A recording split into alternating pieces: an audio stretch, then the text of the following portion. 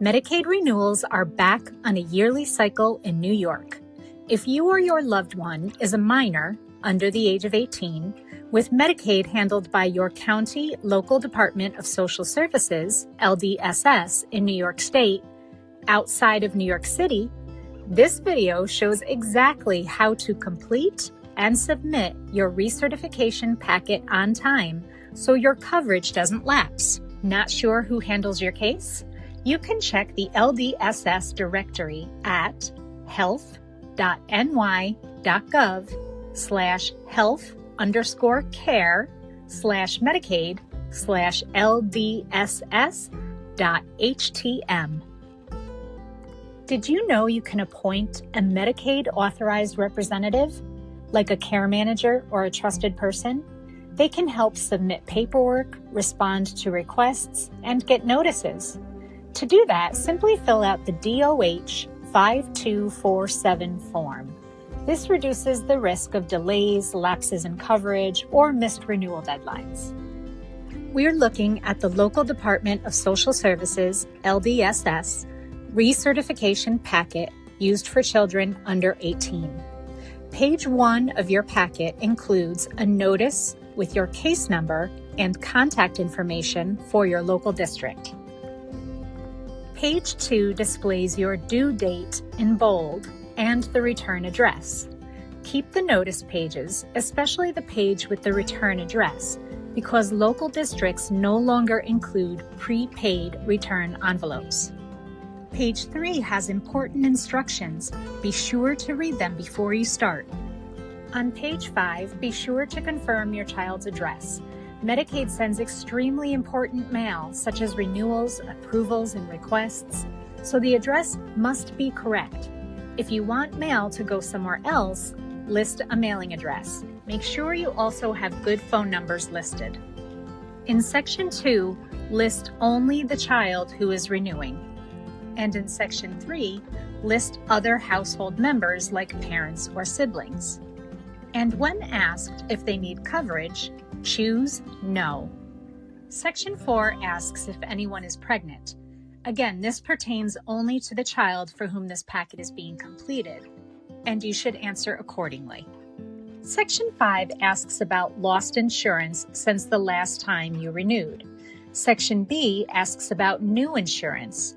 If your child was added to a parent's plan, include details and how much the parent pays monthly, plus a pay stub showing the premium, the plan's summary of benefits and coverage, and a copy of the new insurance card. Medicaid may reimburse the premium if the private plan is cost-effective. Section 6 asks if the individual has become disabled since the last application or renewal. Even if this is not a new condition, please always select Yes and list the child's name as well as their diagnosis in the explanation portion. If the child is working and incurs out-of-pocket work-related expenses, for example, costs for paratransit transportation, call a bus, or other transportation services used to get to and from work, those expenses should be listed here. These costs can help reduce countable income. Section 7 asks whether a parent has left the household since the last renewal. If this applies, please be sure to include the parent's identifying information as requested on the form. Medicaid asks for this information so they can determine whether the parent has access to a health insurance plan that could potentially cover the child and/or is providing child support, which may need to be reviewed as part of the case. Providing this information helps Medicaid fully evaluate the child's coverage options and eligibility. Section 8 is very important. Medicaid requires that all income be reported. Be sure to report all income for everyone, including parents. If both parents work, list both. Put the person's name, type of income, employer, gross amount, and how often they're paid. If your child receives child support, SSI, or survivor benefits, include that information as well. Even if the child is enrolled in the HCBS waiver and the parent's income will not be counted, it must still be provided. Medicaid cannot apply the waiver income exclusion unless the income is first documented in the case record. This requirement is subject to state and federal audit. Do not leave this section blank and do not write waiver in place of income. Either of these will result in the case being closed. Accurate and complete reporting in Section 8 helps prevent audit issues, delayed processing, and can prevent the loss of Medicaid coverage. A strong best practice in Medicaid recertification is to provide supporting documentation for everything listed on the recertification packet.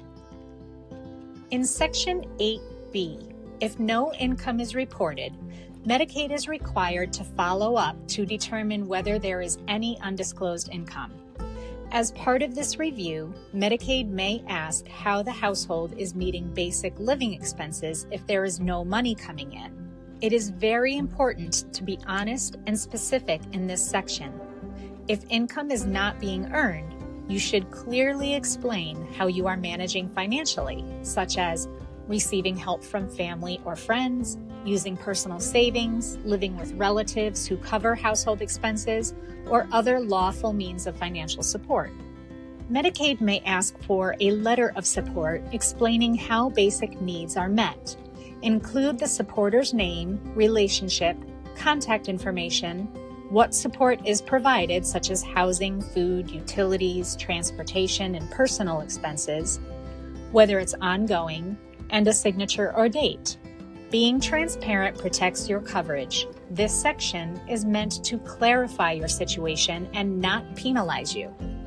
Sections 8, C, D, and E. If your child is a student or in vocational training, indicate so.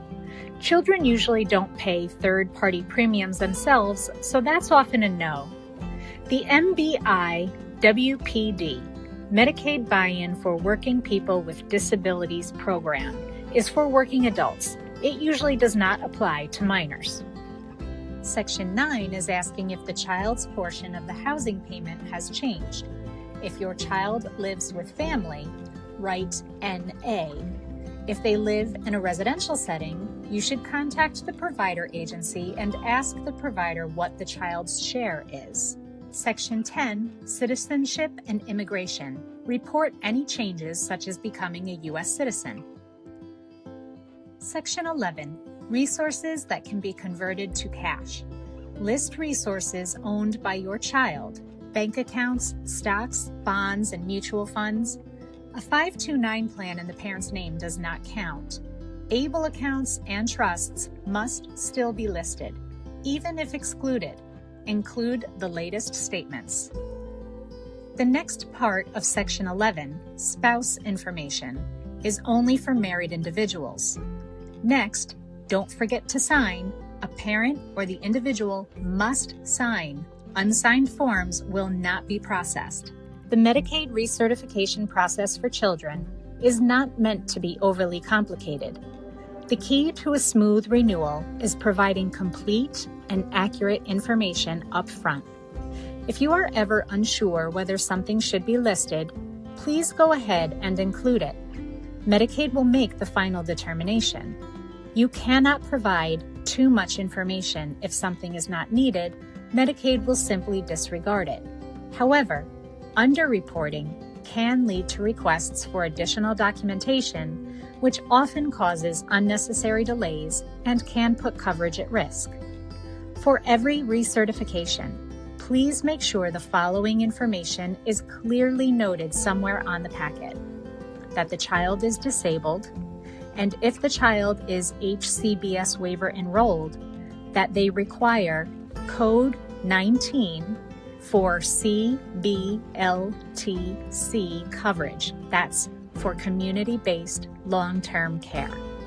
And include any supporting documents like a waiver notice of decision, LCED determination, or an eligibility letter, especially if they aren't on SSI.